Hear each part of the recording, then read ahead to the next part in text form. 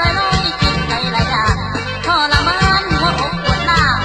ลมหนาวเขาดันมาพังเส้นสงสารตัวเองเห็นหนาวหนักยันแก่ตายสมความรักผสมมาคุยไปเธอโน่ละสิมาสังเกต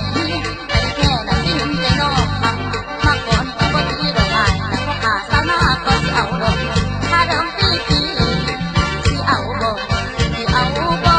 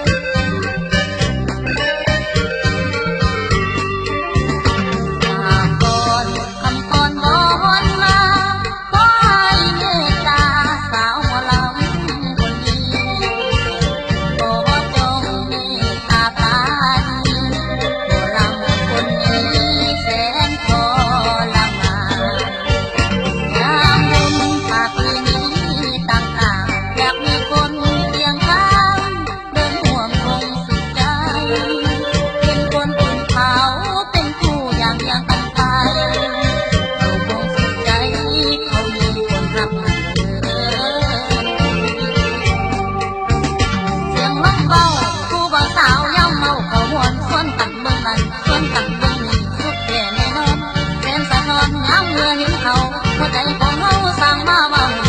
คิดอย่างหนึ่งเป็นหนาวหนาวร้อนร้อนแสนสะอ่อนเขานั้นมีถูกผ้ากันหัวหนึ่งผ้ากันหัวหนึ่งแย่เขานั้นแจ่มใสเขามีใดมีแต่เงาหอยคิดไปลอยๆคิดไปหลายอย่างทรมานหัวอกปวดหน้าลมหนาวเขานั้นมาผ่านแสนสงสารตัวเองเห็นหนาวหนักยามแก่ตายส่งความรักก็บ่ต้องมาคุ้มให้เฮโนสิมาสวยแก่นี้ไปแค่น่ะสิเห็นใจนอกกลับมาก่อนก็บ่ตีดอกอายเพราะขาสานาก็สิเอาดอกถ้าดอกสิเอาบ่สิเอา